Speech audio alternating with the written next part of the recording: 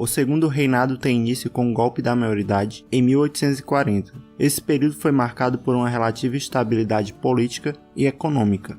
Durante o segundo reinado, dois partidos políticos foram protagonistas: os conservadores, que defendiam o governo imperial forte e centralizado, e os liberais, que defendiam a descentralização política e uma certa autonomia para as províncias. Dom Pedro II, para atender os interesses de ambos, alternava o poder entre cada um.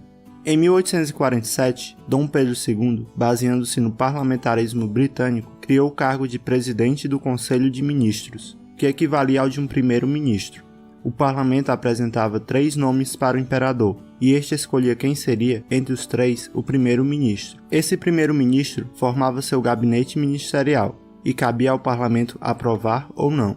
Porém, Dom Pedro II, através do poder moderador, também podia aprovar ou não esse gabinete ministerial, ou até dissolver o parlamento, o que fazia com que Dom Pedro II é quem de fato aprovasse o gabinete. No parlamentarismo inglês, o parlamento escolhe um primeiro-ministro e este forma seu gabinete ministerial, e cabe ao parlamento aprovar ou não. Logo, comparando o formato do parlamentarismo no Brasil com o inglês, vemos uma diferença. No inglês, o rei reina, mas não governa. Já no Brasil, o imperador é decisivo. Em 1844, foi implementada a tarifa Alves Branco. Antes dessa tarifa, quaisquer produtos importados eram taxados em 15% de impostos. Com a tarifa Alves Branco, passou para 30% para produtos que não tivessem similar no Brasil, e 60% para produtos que tivessem similar no Brasil. Com essa tarifa, o governo visava aumentar a arrecadação de impostos, porém, também acabou estimulando o crescimento industrial brasileiro. Em 1845, a Inglaterra aprovou a Lei Bill Aberdeen. Essa lei dava o direito da Inglaterra confiscar navios negreiros, ou seja, navios fazendo tráfico de negros para qualquer lugar. Em consequência desta lei, no Brasil foi aprovada a Lei Eusébio de Queiroz, que proibia o tráfico negreiro no Brasil, isso em 1850. Em 1850, foi instituída a Lei de Terras. Quem tivesse adquirido terras pelo sistema de sesmarias ou ocupado livremente, teria que registrar essas terras. As terras não registradas, chamadas de terras devolutas, passavam a pertencer ao Estado. Quem quisesse adquirir terras para produzir, teria que comprá-las do governo. Portanto, essa lei acabou tornando a terra uma mercadoria, podendo assim somente os mais ricos comprarem. No segundo reinado, a economia girou em torno do café, sendo o principal produto de exportação e consumo interno, rendendo ao Brasil uma balança comercial favorável e uma economia estável. O plantio de café teve destaque no Oeste Paulista e na região do Vale do Paraíba, que abrange os atuais estados de São Paulo e Rio de Janeiro. Após a Lei Eusébio de Queiroz, tornou-se mais caro possuir um escravo, então os produtores de café passaram a empregar a mão de obra livre e assalariada em suas lavouras. Essa mão de obra era composta basicamente de imigrantes italianos e alemães, que saíram dos seus países devido às guerras de unificação. O governo custeava a viagem desses imigrantes para o Brasil através do dinheiro que recebia da Lei de Terras. Algumas revoltas ocorreram durante o segundo reinado, algumas delas iniciaram ainda no período regencial, como a Balaiada e a Revolução Farroupilha. Já a principal revolta surgida no segundo reinado foi a Revolução Praieira. A Revolução Praieira aconteceu em Pernambuco e teve forte influência da Primavera dos Povos, que eram movimentos liberais que ocorriam na Europa, no ano de 1848.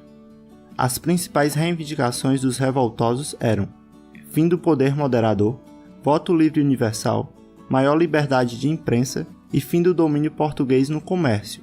A revolta ganhou esse nome devido ao fato de que o principal meio de comunicação dos liberais era o jornal Diário Novo, que ficava localizado na Rua da Praia. Essa revolta também contou com as classes mais pobres da sociedade. Teve seu início em 1848 e acabou em 1849. Em 1864, uma grande guerra eclodiu na América do Sul.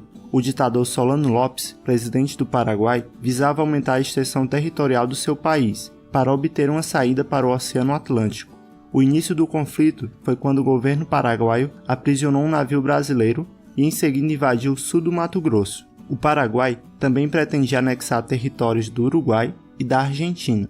Assim, Brasil, Argentina e Uruguai formaram a Tríplice Aliança, com o objetivo de combater o Paraguai. A guerra acabou em 1870, com a morte de Solano Lopes, saindo vencedor a Tríplice Aliança. A escravidão no Segundo Reinado teve seu fim gradativamente, devido às elites rurais que tentavam adiar ao máximo a abolição, e o governo que temia mais rebeliões pelo país caso houvesse uma ruptura imediata com a escravidão. As leis que foram acabando com a escravidão começaram com a Lei Eusébio de Queiroz, e em sequência surgiram outras. Lei do Ventre Livre. Todos os filhos de escravos nascidos a partir dessa lei foram considerados livres. Lei dos Sexagenários. Todos os escravos com 60 anos ou mais ganharam liberdade. Essa lei foi bastante criticada, já que poucos escravos conseguiam atingir essa idade. Lei Áurea. Decretou o fim da escravidão no Brasil. Mesmo que essa lei tenha abolido a escravidão, ela não tratou de inserir os ex-escravos na sociedade.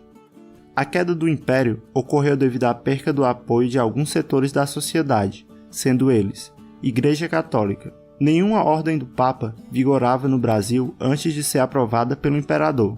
Então, em 1872, 2 bispos brasileiros, seguindo ordens do Papa Pio IX, puniram religiosos ligados à maçonaria. Dom Pedro II, atendendo ao pedido de grupos maçônicos, solicitou aos bispos que suspendessem as punições. Como eles se recusaram a obedecer ao imperador, foram condenados a 4 anos de prisão. A punição gerou grande revolta entre os católicos. Para superar a crise, os bispos receberam o perdão imperial em 1875 e foram libertados, mas o episódio abalou as relações entre a Igreja e o imperador. Militares.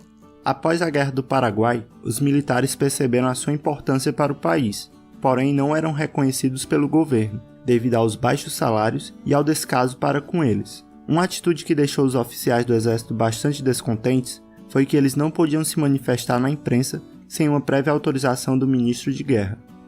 Elite. Os grandes proprietários de terra foram retirando gradativamente o apoio ao império à medida que leis abolicionistas iam sendo criadas, já que os escravos eram a sua principal mão de obra. Além desses fatores, também é possível dizer que os excessivos gastos com a Guerra do Paraguai e as mortes ocasionadas por ela tenham enfraquecido o Império. Benjamin Constant, Quintino Bocaiúva, Aristides Lobo foram alguns dos principais divulgadores dos ideais republicanos naquela época. Eles conseguiram convencer um militar de alta patente, no caso Marechal Deodoro da Fonseca, a liderar a proclamação da República. Foi então que, em 15 de novembro de 1889, mesmo sem o apoio popular, o Marechal Deodoro proclama a República, através de um golpe militar.